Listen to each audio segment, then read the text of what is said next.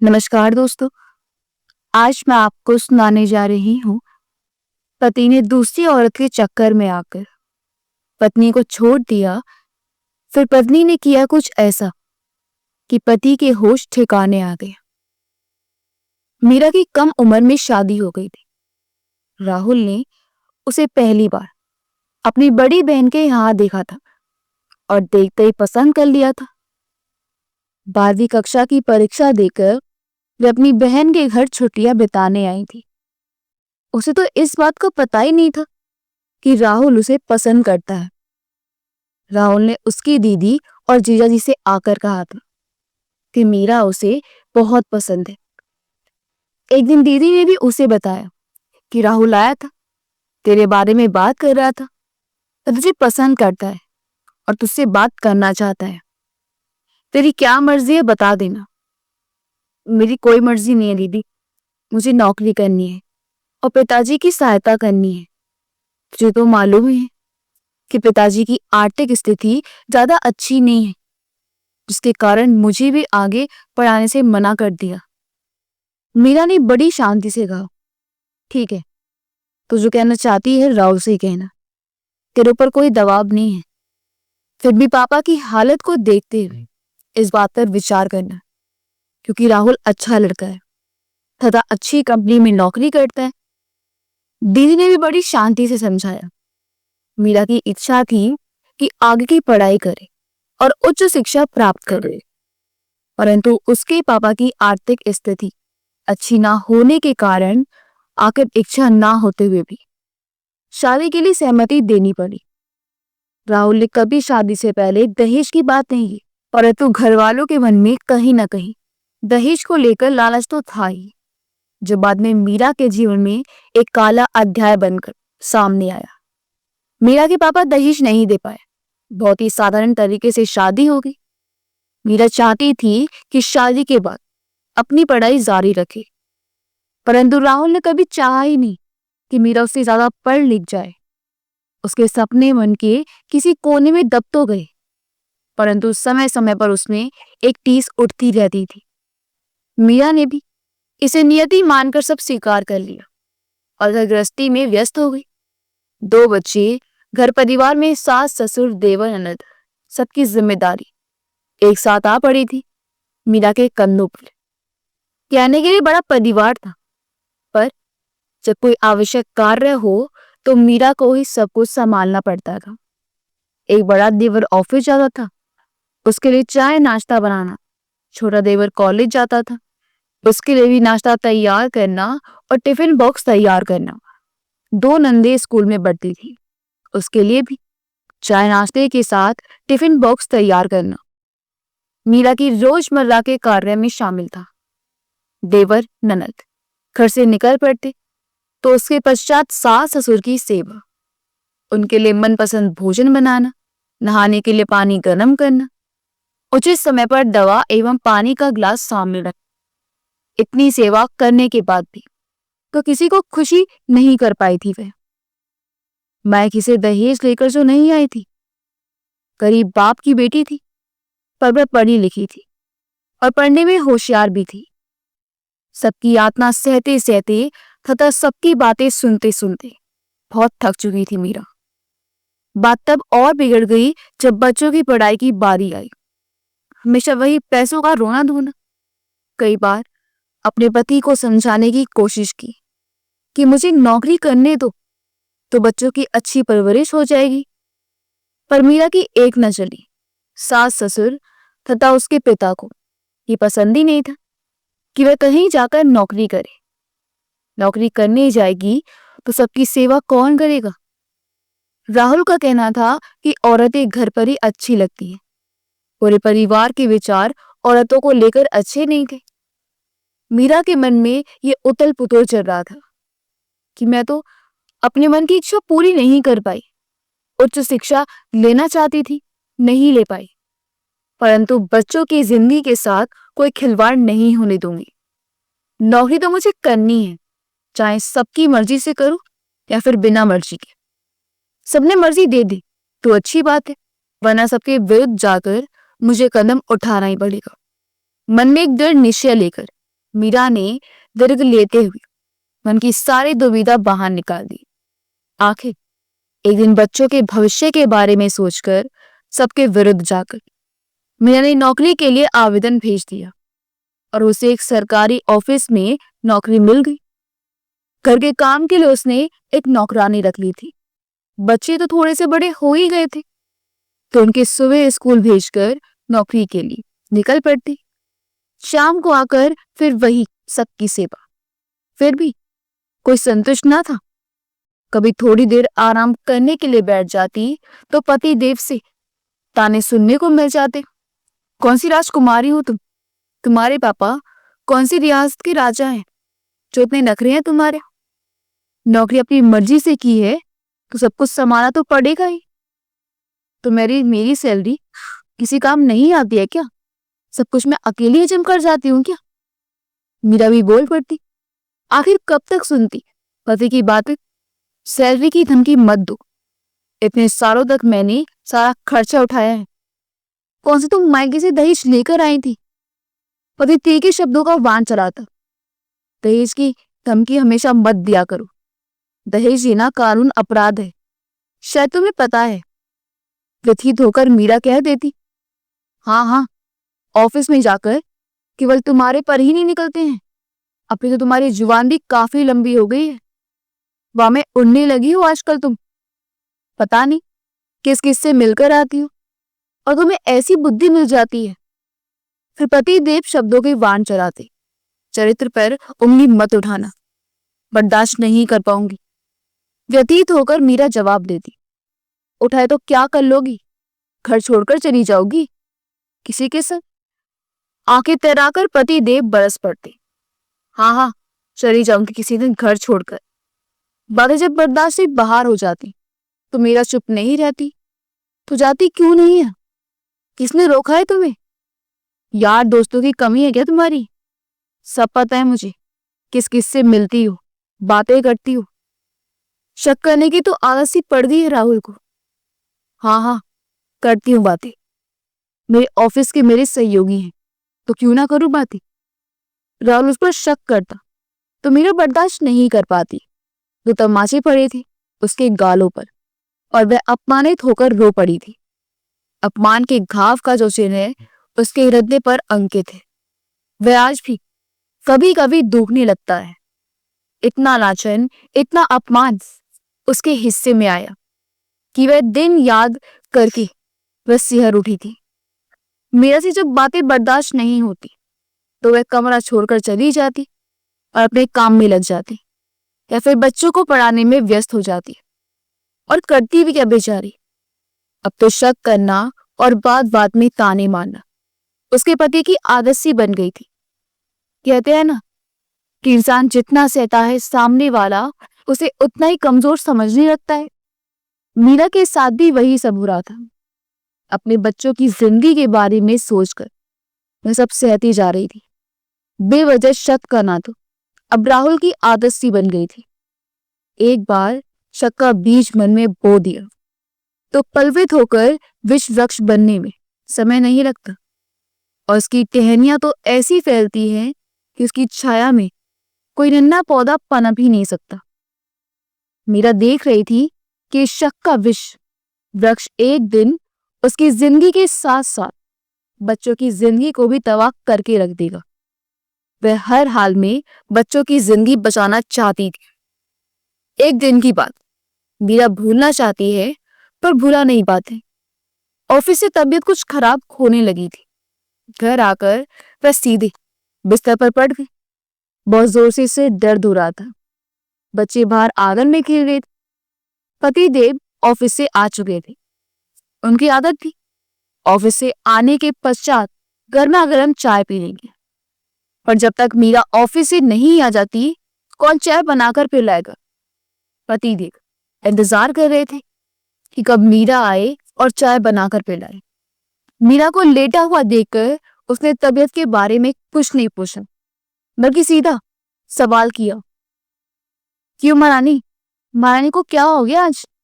Office से कोई गड़बड़ घोटाला करके आई हो या किसी की यादें सता रही हैं? चाय कौन बनाएगा? चाय की तलब हो रही है। जल्दी से चाय बना कर दो। एक तो जम के सिरदर्द, ऊपर से इतनी घटिया बातें। मीरा को बर्दाश्त नहीं हुआ। वह मन ही मन सोचने लगी, ये कैसा आदमी है, मेरी तबीयत के बारे में पूछने के बजाय सीधा मुझ पर हुक्म चला रहा है, ऊपर से गंदी गंदी बातें भी सुना रहा है। मीरा को जबरदस्त गुस्सा आया और वह तुनक कर बोल पड़ी, एक दिन चाय बना लो ना, मैं यहाँ आराम करने के लिए लेटी हुई हूं ना, मेरी तबीयत ठीक नहीं है तभी लेट गई हूं। तबीयत के बारे में पूछने के बजाय इतनी बातें सुना रहे हो। तबीयत खराब होने का तो एक बहाना है, ना जाने कौन सा गुल खिलाकर आ रही हो तुम। फिर वही शक, इतना कठोर कोई आदमी कैसे हो सकता है राहुल, और इतनी गंदी बातें कैसे कर सकता है। जब देखो तब शक करना, कब तक इंसान बर्दाश्त करेगा। सोचते सोचते मीरा गुस्से में बोल पड़ी, जवान संभाल के बात करना, हमेशा मेरे चरित्र पर उंगली मत उठाना। तुम्हारी आदत सी बनी है शक करने की। मैं जितना बर्दाश्त करती जाती हूँ तुम उतना ही सर पर चढ़ जाती हो। इतना कहना था कि मीरा को जरा भी सोचने का आगे का समय नहीं मिला। पतिदेव ने उसे खींच कर उठाया और 2 तमाचे जड़ दिए उसके गालों पर और कहा, चल महारानी जा चाय बना पहले, उसके पश्चात जो करना हो कर लेना, मुझे चाय चाहिए। तेरी हिम्मत कैसे हुई मुझे चाय बनाने के लिए कहने की? क्या मैं तेरा नौकर हूं तुझे चाय बनाकर पिलाऊं? फिर तुझे ब्याह कर क्यों लाया था? इस घर में इतने नखरे नहीं चलेंगे। गालों पर थप्पड़ पड़ते ही अपमान के डर से मीरा तड़प उठती। उसका मन चाह रहा था कि ईंट का जवाब पत्थर से दे दे, परंतु बच्चों के बारे में सोचकर आंखों में आंसू लिए वह रसोई घर की ओर चल पड़ी थी। एक गूंगी और बहरी की तरह जिसमें ना सुनने की शक्ति थी और ना कहने के लिए जवान। एक दिन सास ससुर को राहुल ने अपने बड़े भाई के पास गांव भेज दिया। मीरा को समझ नहीं आया कि उसने ऐसा क्यों किया, पर चुप रही। उसने पूछा नहीं, बात बढ़ाना उसका स्वभाव में नहीं था। एक दिन ऑफिस से आने के बाद राहुल के दोस्त की बेटी ने आकर उसे एक लिफाफा थमाया। लिफाफा खोलकर उसने देखा कि राहुल का लिखा हुआ पत्र है उसके अंदर, जिसने लिखा था कि मैंने मुंबई में ट्रांसफर ले लिया और मैं जा रहा हूं आज की ट्रेन से। चिट्ठी हाथ में लिए मीरा मूर्तिवत तब तक बैठी रही जब तक बेटे ने आकर झकझोरा नहीं। बेटा कोचिंग गया हुआ था और उसने आकर देखा मम्मी हाथ में कुछ लिए खामोश बैठी हुई, तो उसने आकर पूछा, मम्मी क्या बात है, हाथ में क्या है और इस तरह उदास चुपचाप क्यों बैठी हुई हो? मुझे बताओ क्या बात हो गई है। मीरा से कुछ कहते नहीं बना। उसने अपने बेटे की ओर चिट्ठी बढ़ा दी। बेटे ने चिट्ठी पढ़ी और मीरा के कंधे पर हाथ रखकर कहा, कोई बात नहीं मम्मी, आप डरो मत, मैं हूं ना आपके साथ, और दिशा भी तो है। हम लोग अभी छोटे हैं तो क्या हुआ, हम आपके साथ हैं और हमेशा रहेंगे। आपको किसी बात में दुख हो ऐसा कोई काम नहीं करेंगे। मीरा सब कुछ भूलकर दोनों बच्चों से लिपट गई और मन ही मन एक दृढ़ निश्चय ले लिया, मैं किसी भी कीमत पर तुम दोनों की जिंदगी बर्बाद नहीं होने दूंगी। तुम्हें अच्छी शिक्षा देकर एक अच्छा इंसान बनाऊंगी ताकि तुम समाज में कल गर्व से सिर ऊंचा करके चल सको। बाद में मीरा को लोगों से पता चला कि उसका पति एक औरत को लेकर वह चला गया जिसके साथ काफी समय से उसका संबंध था। मीरा इन सब बातों से अनभिज्ञ थी। मीरा को अब समझ में आने लगा कि उसका पति बात बात पर शक क्यों करता था। जिसके मन में पाप हो वही दूसरों को भी पापी ही समझता है। इंसान का स्वभाव है, वह हर इंसान को अपना जैसा ही समझता है, अपनी नजर से ही देखता है। मन ही मन मीरा खुश भी थी क्योंकि रोज रोज के ताने उल्हाने देने वालों से उसको मुक्ति मिल गई थी। उसे लगा चलो कष्ट जितना करना हो कर लेंगे, पर अब कोई अपमानित करने वाला नहीं है, इस बात की संतुष्टि है। आखिर एक दिन दोनों बच्चों के हाथ पकड़कर मीरा घर से निकल पड़ी और एक किराए का मकान लेकर रहने लगी। धीरे धीरे उसने एक छोटा सा मकान लिया तथा अपने बच्चों की परवरिश करने में व्यस्त हो गई। पति के अचानक ट्रांसफर लेने तथा दूसरे शहर चले जाने से मीरा टूट सी गई थी, परंतु बच्चों का सहारा लेकर जीवन के जंग में वे कुशल योद्धा की भांति डटी रही। दोनों बच्चों ने भी मां का हौसला बढ़ाने में काफी मदद की। जब वे दुख के असीमित झंझावातों से सुखी पत्नी की तरह टूटकर गिरने लगती तो अपने बच्चों को छाती से लगाए सदैव अपने दुख को भुलाने एवं मजबूती से खड़ी रहने की कोशिश में लग जाती। मीरा के मन में यह जिद आ गई थी कि दुख के इस काली रात को एक उजाली चांदनी रात में मुझे बदलना होगा। मेरे दुख का साया बच्चों पर ना पड़े, इसका मुझे सदा ध्यान रखना होगा। बच्चों को मुझे इस मुकाम तक पहुंचाना है जहां वे सिर ऊंचा करके गर्व से अपना जीवन जी सके, समाज में अपनी पहचान स्वयं बना सके। एक दिन मैं गर्व से सिर ऊंचा करके कह सकूं कि देखो कि मेरे काबिल बच्चे। अपनी धुन में सुबह से शाम कब हो जाती थी और शाम से सुबह कब हो जाती थी मीरा को पता ही नहीं चलता। थकान को अपने आसपास भटकने भी नहीं देती थी वह। अगर कभी थक भी जाती तो बिस्तर में धंस जाती और नींद के आगोश में समा जाती। वह तो बस चलती ही जा रही थी, चलती ही जा रही थी। वह एक ऐसी यात्रा पर थी जिसकी मंजिल तो है परंतु कंटक भरे और बहुत दूर। इस यात्रा में चलते चलते कभी कांटे चुभ जाते तो कभी रक्त बहने लगता तो कभी मन में घाव बन जाता। मन में घाव देने के लिए समाज में ऐसे बहुत लोग हैं जिनको अपनी जिंदगी से नहीं औरों की जिंदगी से खास लगाव होता है। अपनी जिंदगी से वह कभी खुश नहीं होती, सदैव दुखी रहने की आदत सी रहती है उनको। किसी की मुस्कुराहट देखकर उनको बहुत कष्ट होता। मीरा के साथ भी ऐसा कई बार अनुभव हुआ है। बड़ी हिम्मत के साथ चलती है और चेहरे पर जीवता मुस्कान रखती हो, दूसरे लोगों को परेशान हो जाती। ऑफिस में भी कई लोगों को मीरा के स्वभाव से अच्छी खासी जलन हुआ करती थी। दबे स्वर में लोग कहते कैसी लेडी है, अकेली सब कुछ कर लेती है और बच्चों को भी संभाल लेती है। इसे देखकर तो लगता ही नहीं कि अपने देव से अलग हो गई है। इसके चेहरे पर कोई शिकन ही नहीं है, बड़ी दबंग लेडी है। अब उनको कौन समझाए, दबंग होना तो कोई बुरी बात नहीं है। आप अगर परिस्थिति के अनुसार अपने आप को ढाल लेते हैं और जिंदगी को एक सही दिशा देने की कोशिश करते हैं तो उसमें कोई बुराई नहीं है, बल्कि जिंदा दिली से जिंदगी जीना कहते हैं इसे। पर मीरा ऐसी बन चुकी थी कि ऐसे शब्द अगर उसके कानों में पड़ते भी तो एक मुस्कान बिखेर कर सब कुछ पीछे छोड़ देती और वह आगे की ओर चल पड़ती। देखते देखते बेटा जय 10वीं कक्षा में आ गया तथा बेटी दिशा 7वीं कक्षा में आ गई थी। जय 10वीं कक्षा की बोर्ड परीक्षा की तैयारी में जुटा हुआ था और साथ ही साथ IIT JEE की तैयारी में भी लगा हुआ था। सुबह सुबह स्कूल जाना, स्कूल से आकर फिर कोचिंग, कोचिंग से आकर फिर देर रात तक की पढ़ाई, उसकी प्रतिदिन की दिनचर्या। 10वीं की बोर्ड परीक्षा में जय ने वह कमाल किया जिससे उसका तथा मीरा का शीश गर्व से ऊंचा हो गया। कक्षा में प्रथम तो आया ही था, पूरे देश में मेरिट लिस्ट में 3रा स्थान प्राप्त किया था। सुबह सुबह बेटे का फोटो पेपर में देखकर मीरा फूले नहीं समा रही थी। ये उसके लिए जीवन में सबसे बड़ी खुशी की घड़ी थी। मीरा ने अपने बेटे को गले से लगाकर उसका माथा चूम लिया और कहा, इतने कठिन समय में भी तूने अपनी हिम्मत नहीं हारी बेटा। तुम पर मुझे गर्व है। तुम्हारे हौसले को देखकर मैंने भी हौसला रखना सीखा है। ये जाना है कि कठिन समय में इंसान को अपने उद्देश्य से कभी डिगना नहीं चाहिए। थैंक यू बेटा, तुमसे मैंने बहुत कुछ सीखा है।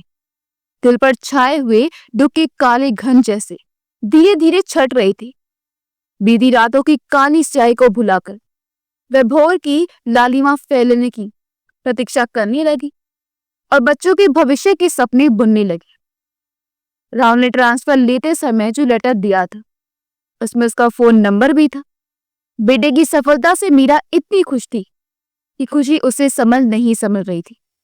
जैसे पुष्प जब खिलते हैं तो उसकी महक चारों ओर फैलती है और वातावरण को सुगंधित बना देती है, ठीक उसी तरह बेटे की सफलता की सुगंध चारों ओर फैलने लगी थी। उसके मन ही मन सोचा, क्यों न ये खबर राहुल को भी दी जाए, सुनकर उसे बहुत खुशी होगी और शायद फिर लौट आए। अगर एक परिवर्तन के साथ सुबह का भूला शाम को लौट आए तो उसे भूला नहीं मानती। ठीक उसी तरह अगर उसमें परिवर्तन आ जाए तो स्वीकार करने में कोई बुराई नहीं है। मीरा ने बेटे की सफलता की खबर राहुल को देने के लिए एक दिन फोन लगाया और कहा, आपके लिए खुशी भरी खबर है। मृदु स्वर में कहा मीरा ने। ऐसी क्या खबर है जो मुझे फोन लगाने की आवश्यकता पड़ गई? स्वर में तल्खी थी। राहुल के बात करने का ढंग मीरा को अच्छा नहीं लगा। फिर भी स्वयं को संभालते हुए उसने जवाब दिया, जय ने इस बार 10वीं की बोर्ड परीक्षा में पूरे देश में मेरिट लिस्ट में तीसरा स्थान प्राप्त किया है और कक्षा में भी प्रथम स्थान प्राप्त किया है। न्यूज़पेपर में उसकी फोटो भी छपी है। इसमें मेरे लिए क्या खुशी भरी खबर है। जय तुम्हारा बेटा है, खुशी की खबर तो तुम्हारे लिए है। तुम खुशी से नाचो, झूमो, खुशियां मनाओ। बती के शब्दों का वाण फिर चलाया राहुल ने। राहुल की बातें मीरा के दिल को भेद गई और आंखें छल छलाई, परंतु स्वयं को संभालते हुए थोड़ी सी तल्ख आवाज में उसने जवाब दिया, तो क्या ये आपका बेटा नहीं है? बच्चों की याद क्या आपको कभी नहीं आती? बच्चों की सफलता से आपको खुशी नहीं होती? मुझसे आपकी दुश्मनी हो सकती है, परंतु आप कैसे पिता हैं जो अपने बच्चों से दुश्मनी निभा रहे हैं? जैसे मीरा ने थोड़ी सी तल्ख आवाज में जवाब दिया, उधर से राहुल ने फोन काट दिया। राहुल के फोन काट देने के पश्चात मीरा का स्वाभिमान भी जाग उठा। उसे दोबारा फोन लगाने का प्रयास ही नहीं किया। मीरा मन ही मन सोचने लगी, कोई पिता इतना निष्ठुर कैसे हो सकता है कि अपने बच्चों की खुशी से भी खुश नहीं है, तो किसी और के प्यार में इतना मस्त मगन हो गया है कि अपने बच्चों की जिंदगी के बारे में भी सोचना बंद कर दिया। बच्चे कैसे हैं, क्या कर रहे हैं, खबर लेना ही छोड़ दिया। मीरा का ये आखिरी प्रयास था। इसके पश्चात कभी भी उसने राहुल से संपर्क करने का प्रयास नहीं किया। समय का चक्र जैसे जैसे चलता गया, दिशा भी साथ साथ बहुत समझदार और जिम्मेदार होती गई। दिशा भी भाई को देखकर उसका अनुसरण करने लगी। वह भी पढ़ाई में होशियार थी। दोनों बच्चों की पढ़ाई की चर्चा मीरा के ऑफिस में भी हुआ करती थी। 10वीं का रिजल्ट आने के बाद मीरा को पूरे ऑफिस वालों को पार्टी देनी पड़ी। सबने यही कहा, बेटा तुम्हारा हीरा है, पार्टी तो बनती है। सुनकर मीरा का सिर गर्व से ऊंचा हो गया था। वह मन को सांत्वना देने लगी, क्या हुआ जब अपनों ने ठुकराया, परंतु जो मेरे शुभचिंतक हैं वे तो तारीफ कर रहे हैं, तो ये तो खुशी की बात है, मुझे खुश होना चाहिए। सोचते सोचते उसकी आंखों की कोरें भीगने लगी थी। अपनी उंगलियों से आंखों की कोरों से निकल आए आंसुओं को पहुंचते हुए मीरा मुस्कुराकर ऑफिस के लोगों से बात करके स्वयं के दर्द को भुलाने लगी थी। दिन चाहे खुशी के हो या दुख के, या फिर संघर्ष के हो या फिर आराम के, समय का चक्र तो चलता ही है और चलता ही रहता है, कभी रुकता नहीं है। मीरा को भी अपनी जीवन यात्रा में रुककर कभी सोचने का अवसर प्राप्त नहीं हुआ। उसके जीवन का ध्येय एक ही था, चलना और बच्चों की जिंदगी को उस शिखर तक ले जाना जहां जाकर वह फक्र से सिर ऊंचा करके जी सके। बीते दिनों की जुलसती आंख से निकलकर वर्तमान में एक सुखद प्यार में सांस ले सके। दिल के एक कोने में बसा हुआ घाव जो सूख तो चुका है, परंतु कभी कभी एक टीस सी उठती है उसमें। वह टीस खुशी में बदल जाए और फिर कभी पीछे मुड़कर भी न देखे। जीवन का फलसफा यही है कि अंधेरी रात के पश्चात उजली सुहानी भोर अवश्य आती है। निरंतर चलते रहने से वह समय भी अवश्य आएगा। जीवन में तब खुशियों के पुष्प खिलकर बच्चों के होठों पर मुस्कुराएंगे। उन्हें मुस्कुराता हुआ देखकर दिल आनंद से भर जाएगा। हाँ, जरूर आएगा। वह समय अवश्य एक दिन आएगा। मुझे बस चलना और चलते रहना है। और वह चलती रही। दोनों बच्चों को सीने से लगाकर मीरा बस आगे की ओर चलती रही। कभी पीछे मुड़कर देखने का समय ही नहीं मिला। या यूं कह सकते हैं कि कभी पीछे मुड़कर देखने का मन हुआ ही नहीं उसका। IIT, JEE की परीक्षा और 12वीं की बोर्ड परीक्षा, दोनों में जय ऐसे डटा रहा जैसे मैदानी जंगल में एक सिपाही डटा रहता है। उसके धैर्य को सलाम। अपने उद्देश्य पद से वह कभी डिगा नहीं, कभी हारा नहीं। ऐसा प्रतीत होता था जैसे जय के साथ साथ मीरा भी मैदानी जंग में डटी हुई है।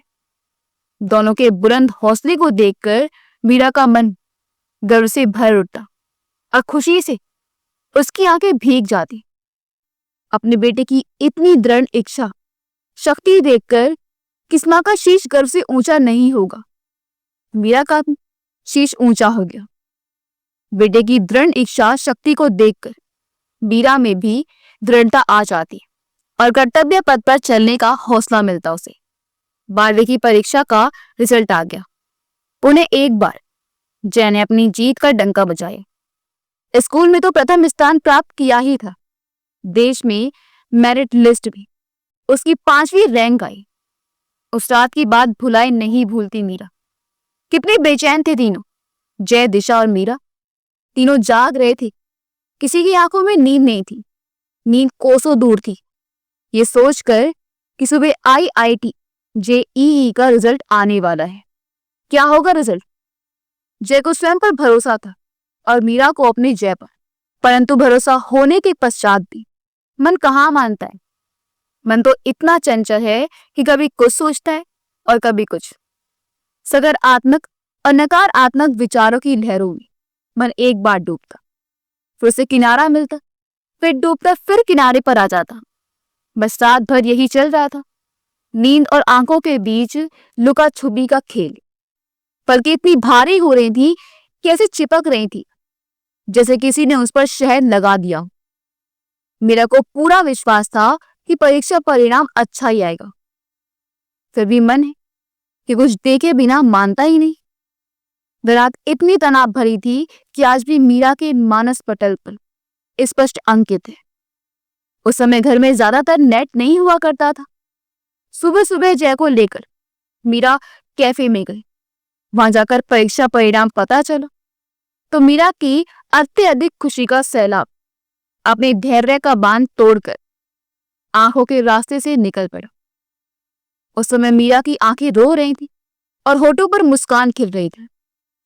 मां का वह रूप बहुत ही मन भावन था। वह अपने आप को संभाल नहीं पा रही थी। 212 रैंक आई थी जय की। एक बात तो पक्की हो गई थी कि जय को IIT मुंबई में एडमिशन मिल जाएगा, जहां जाने की जय की बड़ी इच्छा थी। आखिर जय को IIT मुंबई में इलेक्ट्रिकल इंजीनियरिंग की डुअल डिग्री में एडमिशन मिल गया। परंतु जय के जाने के बाद दिशा बिल्कुल अकेली हो गई थी। उस समय वह 10वीं क्लास में पढ़ रही थी। पढ़ाई में कोई मदद चाहिए तो अपने भाई से मदद लिया करती थी वह। घर में भी उसे अकेला ही रहना पड़ता था क्योंकि मीरा 10 बजे ऑफिस निकल जाती थी और शाम को 7 बजे तक लौट पाती थी। पर उसने एक अच्छी बेटी की तरह अकेली रहकर पढ़ाई की और अपनी माँ की हर बात मानी। कभी कभी भाई का पास ना होना दिशा को बहुत निराशा के अंधेरे में धकेल देता। परंतु मीरा के समझाने के पश्चात वह अंधेरे से बाहर निकल आती। कुछ ही समय में दिशा जैसे बहुत बड़ी और समझदार हो गई थी। दिशा की हालत देखकर मीरा का मन अंधेरी खाई में डूबने लगता और आंखें बरसने लगती। मां को उदास और रोते हुए देखकर दिशा उसे हिम्मत देती। मां, मेरी चिंता मत करो, मैं ठीक हूं। मैं अपनी पढ़ाई अच्छे से करूंगी, मेरा वादा रहा। बस आप निराश मत होना और आंसू मत बहाना। आपकी आंखों में आंसू देखकर मेरा मन अधीर हो उठता है। हम दोनों के टूट गए तो भैया की पढ़ाई कैसे पूरी होगी? हमें हर हाल में हिम्मत बांध के रखना है। बेटी की इतनी प्यारी बातें सुनकर मीरा के होठों पर एक मुस्कान खिल उठती और वह संभल जाती। परंतु मीरा कई बार डर जाती थी कि बेटी अकेली है घर में। पर बेटी की हिम्मत को देखते हुए मीरा को भी हिम्मत आ जाती थी। उसकी हिम्मत को देखकर मन ही मन सोचती थी कि दिशा बहुत हिम्मत वाली लड़की है, पर मैं क्यों हार जाती हूँ कभी कभी अपनी हिम्मत। एक बार ऑफिस जाते समय मीरा का बहुत बड़ा एक्सीडेंट हो गया था। उस समय दिशा अकेली थी घर में। मीरा अस्पताल में भर्ती थी। दिशा को जब ये बात पता चलती है तो वह बिना घबराए अस्पताल पहुंच गई थी। उसके चेहरे पर झलकता हुआ वह आत्मविश्वास आज भी मीरा को अच्छे से याद है।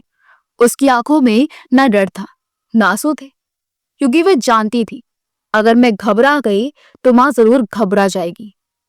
समय ने उसे इतना समझदार बना दिया था कि छोटी सी उम्र में बहुत समझने लगी थी मां की व्यथा। दिशा, जय को एक बार फोन कर दो कि मेरा एक्सीडेंट हुआ है, मीरा ने अपनी बेटी से कहा। कैसी बातें कर रहे हो मम्मी?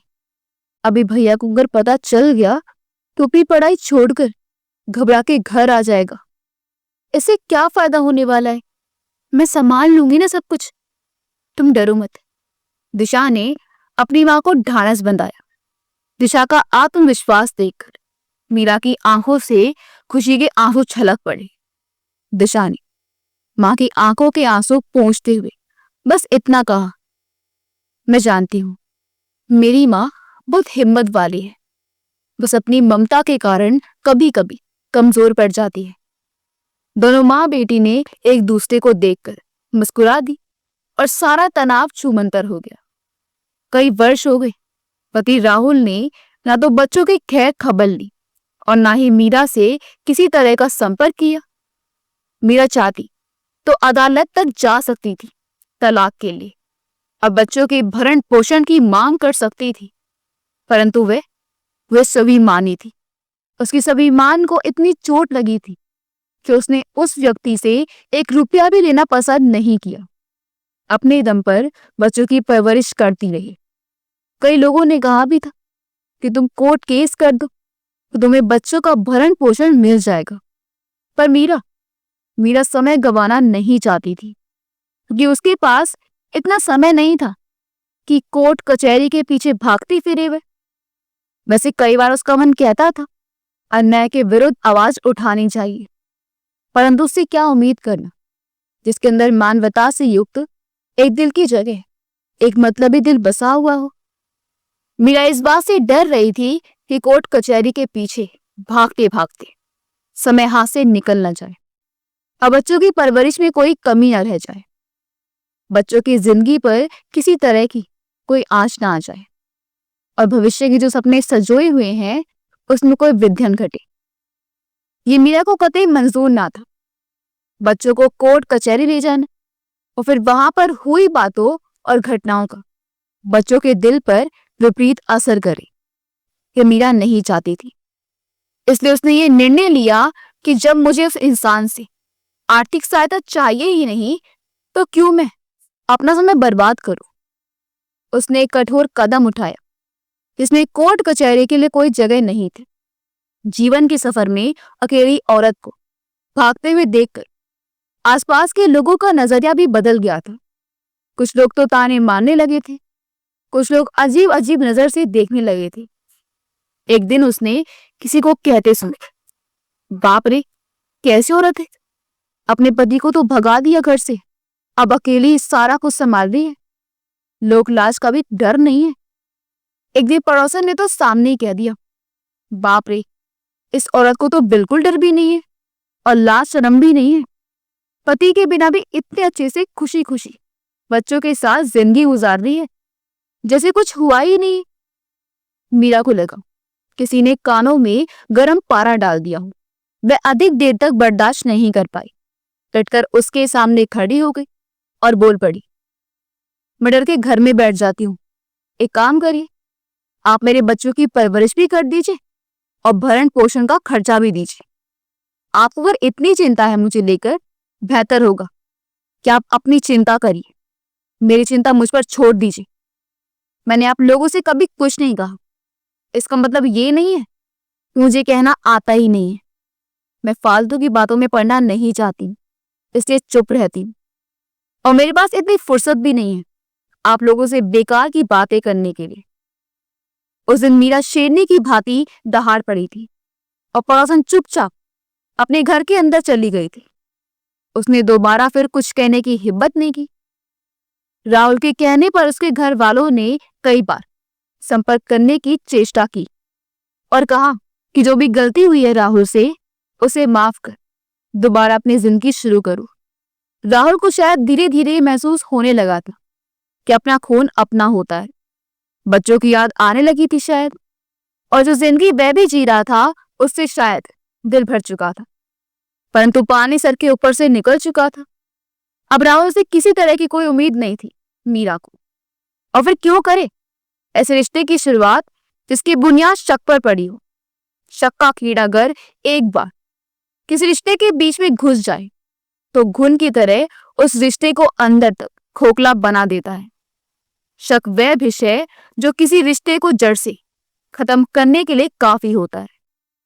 राहुल का शक्की दिमाग होने के कारण मिया ने अपमान तथा तिरस्कार भरे शब्दों के वाण बहुत सही। वह तिल तिल लहूलुहान होती रही, परंतु शब्दों का विषयुक्त वाण छोड़ना नहीं छोड़ा। वह पीछे मुड़कर देखना नहीं चाहती थी, क्योंकि पीछे मुड़कर देखती तो दुख से मन भर उठता था। वह काफी हद तक वह संभल गई थी तथा जिंदगी की गाड़ी अच्छी तरह से चलने लगी थी। हारकर राहुल मीरा को अपने दोस्तों में तथा घर वालों में बदनाम करने के लिए कुछ कसर ना रखी। उड़ते उड़ते खबर किसी ने किसी के माध्यम से मीरा के कानों में आकर पड़ती थी। सब जगह ये बात फैला दी थी कि मीरा का चरित्र ठीक नहीं है। सुनकर मीरा को गहरा झटका तो लगा था, परंतु दोनों बच्चे अब बड़े हो गए थे। दोनों अपनी माँ को सहारा देते और समझाते, मम्मी इन सब बातों में ध्यान मत दिया करो, लोग तो बोलेंगे, बोलना उनका काम है। आप क्या हैं, क्या नहीं है हमारी नजरों में, हमसे अच्छा कौन समझ सकता है। इन्होंने बुरे समय में हमें क्या दिया जो आज इनकी बातों में ध्यान दिया जाए। हमारी उन्नति को देखकर इन्हें बर्दाश्त नहीं हो रहा है। हमें पता है कि आपने हमारे लिए कितना त्याग किया है। मीरा को बच्चों की बातों का सहारा मिल जाता तो हिम्मत मिल जाती। उसके होठों पर मुस्कान के पुष्प खिल उठते और अंतर मन में जीवटता भर उठती। मुश्किल राहों पर आगे कदम बढ़ाने के लिए मन में ऐसी ऊर्जा भर जाती कि मुश्किल भी आसान होती दिखाई देती। दूर खड़ी मंजिल पुकार कर जब कहती, उठो मीरा, समय बहुत कम है, हार कर बैठने का वक्त नहीं है, तुम्हें तो अभी चलना है बहुत दूर तक। तुम तो उस पथ की राही हो जिस पथ पर चलकर मंजिल पाना कठिन जरूर है पर असंभव नहीं है। मीरा उठकर खड़ी हो जाती, फिर से जीवन के रास्ते पर एक नई आशा और जोश के साथ आगे चलने के लिए। आईआईटी मुंबई से बीटेक व एएम टेक करने के पश्चात जगह अमेरिका के एक यूनिवर्सिटी में पीएचडी करने का ऑफर मिला था। इस बीच एक एक्सीडेंट में मीरा की टांग की हड्डी टूट गई थी। जय को जब खबर मिली तो वह माँ को देखने घर आया और माँ को ये बताया कि पीएचडी के लिए एक बहुत अच्छी यूनिवर्सिटी मिली है। मम्मी आप बताइए कि मैं जाऊं कि नहीं जाऊं, आपको इस हालत में छोड़कर मैं कैसे जाऊं, समझ में नहीं आ रहा है। और इतनी अच्छी अपॉर्चुनिटी बार बार नहीं मिलती है। मुझे स्कॉलरशिप भी इतनी मिलेगी कि मैं अपना खर्चा चलाने के साथ साथ आपकी मदद भी कर सकता हूँ। एक मन कह रहा है कि इतनी अच्छी अपॉर्चुनिटी नहीं छोड़ना है, और दूसरा मन आपको इस हालात में छोड़कर जाना नहीं चाहता। मैं बहुत दुविधा में हूं माँ। जब भी मैं दुविधा में रहता हूं आप ही मुझे उस स्थिति से बाहर निकालती हो।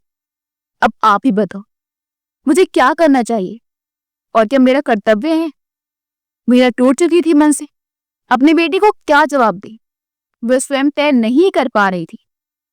मन निराशा के अंधेरे में इस कदर डूबा हुआ था कि आगे का रास्ता दिखाई नहीं दे रहा था।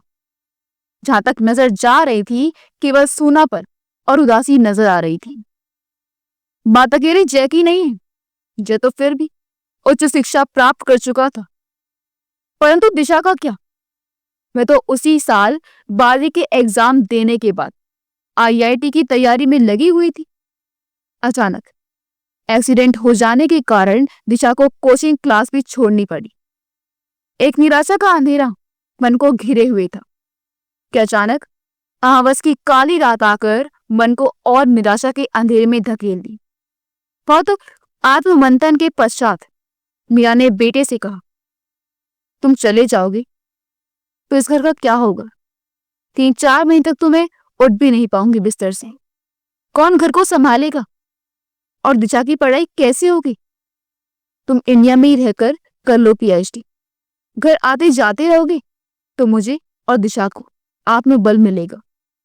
ठीक है मम्मी, तो मैं नहीं जाऊंगा अमेरिका, इंडिया में ही कर लूंगा पीएचडी। जय ने आंखों में आंसू लेकर कहा। जय का उदास चेहरा और छलछलाती हुई आंखें देखकर मीरा की आंखें छलछलाईं।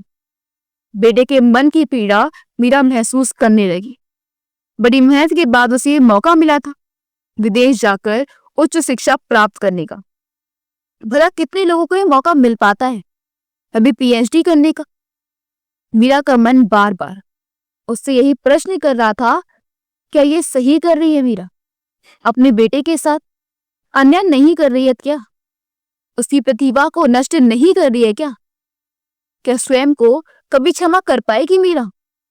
मन तुझे कचोटता रहेगा कि तूने एक प्रतिभा को आगे बढ़ने से रोक दिया। नहीं, ऐसा नहीं होना चाहिए। जय को अमेरिका जाना है और जितनी भी गंभीर परिस्थिति क्यों ना हो, उस परिस्थिति का मुझे सामना अवश्य करना है।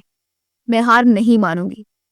अभी अगर हार मान गई, जीवन भर हार की अग्नि में जलती रहूंगी। बेटे की आंखों में आंसू देखकर मीरा भी रो पड़ती। उसे अपनी मजबूरी पर बहुत गुस्सा आ रहा था और वह मन ही मन कहने लगी, हे भगवान, मैंने ऐसा क्या बुरा किया? मेरे साथ ऐसा क्या हुआ? ऐसे समय में मैं बिस्तर में पड़ी हूं जब मेरे बच्चों को मेरी बहुत जरूरत है। कितने सपने सजोए थे हम सबने मिलकर। हे भगवान, मुझे शक्ति दो, मुझे हिम्मत दो। मैं हारना नहीं चाहती। मीरा की आंखों से लगातार आंसू बह रहे थे। जय ने आकर मां के आंसू पोंछे और कहा, रो मत मम्मी, हम आपको छोड़कर कहीं नहीं जाएंगे। पता नहीं आप मन ही मन क्या सोचकर डर रही हैं। हम हैं ना आपके साथ। आज अगर बुरा समय है तो इस समय भी निकल जाएगा मम्मी, फिर आएंगे अच्छे दिन हमारे जीवन में। बस आप हिम्मत मत हारो। आप हिम्मत हार जाती हैं तो हमारी हिम्मत भी जवाब देने लगती है। आप ही तुम्हारी ताकत हो मम्मी। याद है आपको, बचपन में आपने हमें एक गाना सिखाया था और जब भी कोई कठिन परिस्थिति आती तो हम सब मिलकर वह गाना गाया करते थे। जब सारी बात दिशा के कानों में पड़ी तो उसे अच्छा नहीं लगा। उसने अपनी माँ को हिम्मत देते हुए कहा, अरे मम्मी, क्यों रो रही हो? भैया को अमेरिका जाने के लिए? उसने इतनी मेहनत की है, उसे मत रोको मम्मी। मैं हूं ना आपके पास, मैं सब संभाल लूंगी। और फिर 3-4 महीने में आप उठकर खड़ी हो जाओगी, तब सब ठीक हो जाएगा मम्मी। मन का छोटा मत करो और मौका हमेशा द्वार पर स्वयं नहीं आता। मैं तो मेहनत से मिलता है इंसान को। भैया के हाथों से अवसर अगर निकल गया तो जीवन भर हम हाथ मलते रह जाएंगे, स्वयं को कभी क्षमा नहीं कर पाएंगे मम्मी। बेटी की बात सुनकर मीरा को लगने लगा दिशा बड़ी हो गई है, समझदार हो गई है। 4 महीने के बाद मीरा ने ऑफिस ज्वाइन किया। अब वह ठीक थी और धीरे धीरे चलने फिरने लगी थी। जय का भी समय हो गया था अमेरिका जाने का, तो उसे छोड़ने मुंबई गई थी मीरा और दिशा। उस रात को मीरा नहीं भूल सकती। वह रात कितनी खुशी और पीड़ा देने वाली रात थी। सुबह की फ्लाइट से जय को अमेरिका जाना था। रात को जय ने माँ से कहा, माँ, मैं आज रात आपके पास सोना चाहता हूँ। पता नहीं मुझे क्या हो रहा है, मैं हिम्मत हार रहा हूँ। आपके और दिशा के बारे में सोचकर मन मेरा बैठे जा रहा है। कैसे आप दोनों को छोड़कर जाऊंगा मैं? मीरा ने अपने बेटे के बालों में उंगली चलाते हुए कहा, कुछ नहीं होगा बेटा, डरो मत और हमारे लिए चिंता भी मत करो। अब मैं ठीक हो गई हूँ, हम दोनों मिलकर अच्छे से रह लेंगे। और फिर तुम 1 साल के बाद तो आओगे मिलने, वहां जाकर अच्छे से पढ़ाई करना। समय कैसे निकल जाएगा पता भी नहीं चलेगा तुम्हें। सुबह बेटे को विदा करते समय मीरा को ऐसे लग रहा था जैसे उसके दिल को किसी ने पकड़कर निचोड़ दिया है। वह रो भी नहीं पा रही थी और हंस भी नहीं पा रही थी। बहुत खुशी की बात थी, पर चेहरे पर खुशी नहीं थी। बेटा ज्योति दूर जा रहा था। जय की आंखें भी नम थी। ये देखकर मीरा ने अपने आप को संभाल लिया और एक मुस्कान के साथ हाथ हिलाते हुए उसे विदा किया और जय चल पड़ा अपने उद्देश्य पथ की ओर। जय के जाने के बाद मीरा को पूरा घर बहुत खाली खाली सा लगने लगा। वह जय की जो भी चीज देखती, चाहे कोई कपड़ा हो चाहे कोई जूते, सारी चीजों से उसकी यादें इतनी जुड़ी हुई थी कि देखकर मीरा की आंखें हमेशा नम हो जाती। जिस कमरे में बैठकर जय पढ़ाई करता था, उस कमरे में जाकर तो वह कई बार फवक फवक कर रो पड़ी थी। बेटे की कमी इतनी ज्यादा खल रही थी कि वह कमी आंसू के रूप में आंखों से निकल जाती थी। जब भी जय की अलमारी खोलती तो अलमारी को खाली देखकर उसके दिल में एक टीस सी उठती और वह मन ही मन कहती, हे ईश्वर मुझे शक्ति दो। अगर मेरी आंखों से इस तरह आंसू बहते रहे तो मैं अपने बच्चों को कैसे संभालूंगी, दिशा को कैसे संभालूंगी। दिशा को भी अपने भाई की कमी बहुत खलने लगी थी। पढ़ाई में जब भी कोई परेशानी आती, खासकर गणित में, तो उसकी आंखें भी छलकने लगती थी। मीरा कहती कि आओ मैं मदद कर देती हूँ, पर वह हमेशा यही कहती, नहीं मम्मा आप भैया जैसा नहीं समझा सकती।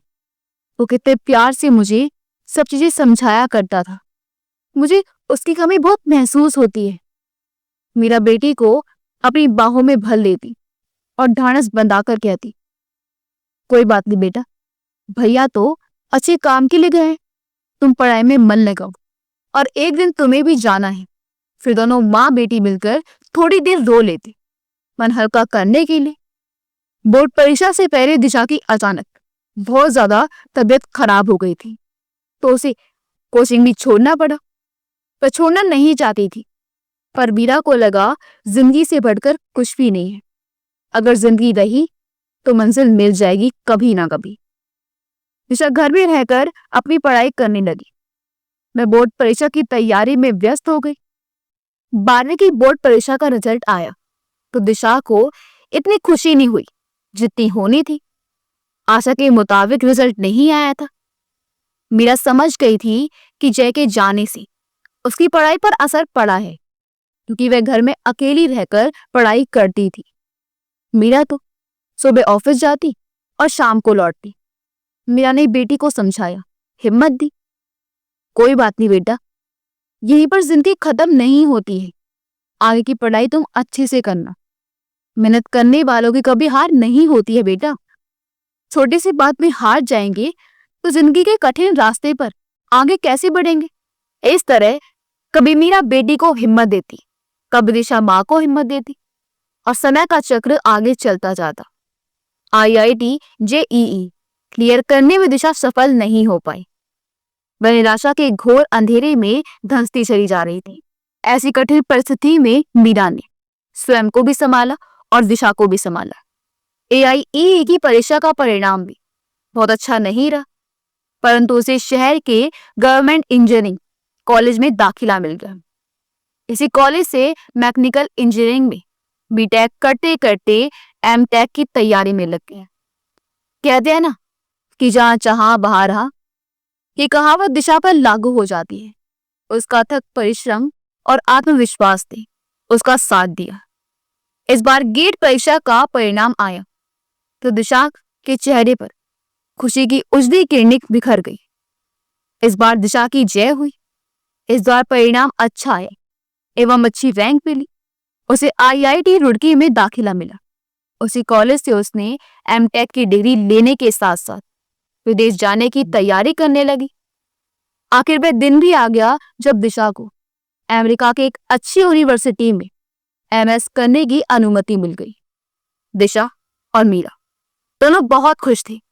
उधर जय को जब इस बात का पता चला तो वह खुशी से फूला ना समाया। उस समय जय एक मल्टीनेशनल कंपनी में जॉब करने लग गया था। बस समय का इंतजार करने लगे सभी कि कब अमेरिका जाए, मिले और खूब घूमे। इसी बीच मीरा की तबीयत कुछ खराब रहने लगी तो उसने भी ये निर्णय लिया कि ऑफिस से समय पूर्व सेवानिवृत्ति ले लेगी। दोनों बच्चों के चले जाने के पश्चात उसका मन कहाँ लगने वाला था। वह इस बात से बहुत खुश थी कि अब तीनों मिलकर अमेरिका में खूब घूमेंगे और साथ साथ समय बिताएंगे। बहुत समय के पश्चात ये मौका आया था। खुशी खुशी मीरा और दिशा ने जाने की तैयारी की। आंखों में अनगिनत सपने लिए दोनों एक दिन अमेरिका की यात्रा की ओर चल पड़ी। वह यात्रा कितना सुखद, कितना खुशनुमा हो सकता है, इस बात को शब्दों में ढालना बहुत मुश्किल है। एक एहसास था उस देश में जाने का जहां के लिए केवल सपने देखते थे, सोचकर ही रोमांचित हो उठते थे। जैसे कई बार अमेरिका के बारे में सुनकर ही पूरे शरीर में सिहरन सा दौड़ जाता था। नियाग्रा फॉल के सौंदर्य के बारे में बचपन में किताबों में पढ़ा था। जब अपनी आंखों से सामने से नियाग्रा फॉल को देखेंगे तो वह दृश्य कितना रोमांचकारी होगा, सोचकर ही मन में गुदगुदी सी होने लगी। बस इतना कह सकते हैं कि जीवन डगर की ये सुखद यात्रा एक अविस्मरणीय यात्रा है जिसका आनंद लेने के लिए मीरा और दिशा ने अपने कदम आगे बढ़ा दी और पीछे मुड़कर नहीं देखा। अगर आपको हमारी कहानी अच्छी लगी तो हमारे वीडियो को लाइक करें, शेयर करें और हमारे चैनल योगी वॉइस को सब्सक्राइब कर दें। मिलते हैं अगली वीडियो में। आपका बहुत बहुत धन्यवाद।